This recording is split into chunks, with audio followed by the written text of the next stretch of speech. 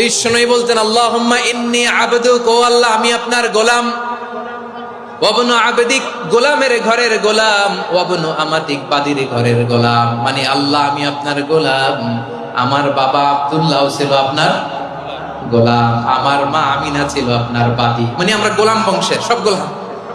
নিজেরে এর চেয়ে আর ছোট করে আল্লাহর কাছে উপস্থাপন করা যায় আমার ভাইয়েরা? কথা কি বুঝতেছেন? নিজেকে এর চাইতে ছোট, নগণ্য আর তুচ্ছ করে আল্লাহর সাথে প্রেজেন্ট করা যায়? বিশ্বনবী বললেন, ও আল্লাহ আমি আপনার গোলাম, গোলামের ঘরের গোলাম, দাসীর ঘরের গোলাম। নাসিয়াতি বিয়াদিক, আমার মাথার চুলের ছুটি আপনার হাতের মুঠোয়। আপনি ডানে টান দিলে আমি ডানে যেতে বাধ্য, আপনি বাঁয়ে টান দিলে বাঁয়ে যেতে বাধ্য। সুবহানাল্লাহ বলেন। বিশ্বনবী বললেন, আল্লাহ আমার মাথার চুলের ঝুঁটি আপনার হাতের মুঠোয়। আচ্ছা, এইভাবে কাকে ধরা হয়? যে খুব ছোট, ঠিক কিনা? নিজেকে কত ছোট করলেন বিশ্বনবী। ও আল্লাহ আমার মাথার চুলের ঝুঁটি আপনার হাতের মুঠোয়, আপনি ডানে টানলে আমি ডানে যাব, বাঁয়ে টানলে বাঁয়ে যাব। আল্লাহ আসআলুকা বিকুল্লি ইসমিন হুয়া লাক, নাসিয়াতি বিয়াদিক, মাদিন ফিয়া হুকমুক। আপনার নির্দেশ আমার উপর কার্যকর হবেই হবে। আদলুন ফিয়া কাদাউক, আপনার ফয়সালা, যেই ফয়সালাই আপনি আমার জন্য করেন এটাই ইনসাফ। সুবহানাল্লাহ বলেন। আমরা আল্লাহর ফয়সালায় সন্তুষ্ট হতে চাই না। কত কমপ্লেইন, আল্লাহ তুমি এটা দিলা না, ওইটা পাইলাম না, ওইটা হইল না রে, এরকম অভিযোগ কমপ্লেইন আমাদের আছে না নাই?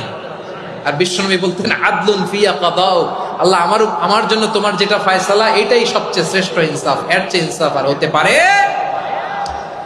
এভাবে কায়মন বাক্যে আল্লাহর কাছে বিশ্বনবী দোয়া করতেন। এরপরে বিশ্বনবী বললেন, আল্লাহ তোমার যত নাম আছে সব নামের ওসিলায় দোয়া করি, যে নাম তুমি আমাদেরকে জানিয়েছো, যে নাম তুমি আমাদেরকে জানাও নাই, যে নাম তুমি কোরআনে নাজিল করেছো, যে নাম নাজিল করো নাই, যে নাম শুধু নবীদেরকে জানিয়েছো।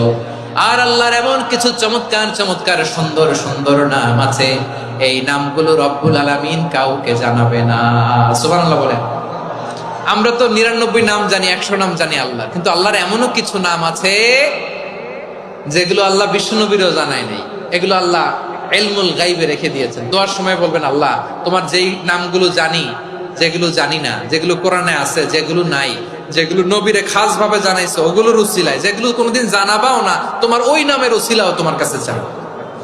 আল্লাহ কোরআনকে আমার হৃদয়ের বসন্ত বানাও, আমার বক্ষের জ্যোতি বানাও, আমার চিন্তা দুশ্চিন্তা তুমি দূর করে দাও। বিশ্বনবী বললেন, এই কালিমাগুলো, এই বাক্যগুলো পড়ে যদি কেউ আল্লাহর কাছে ফরিয়াদ করে, তার হৃদয় থেকে দুশ্চিন্তা কাটিয়ে দিবে কে?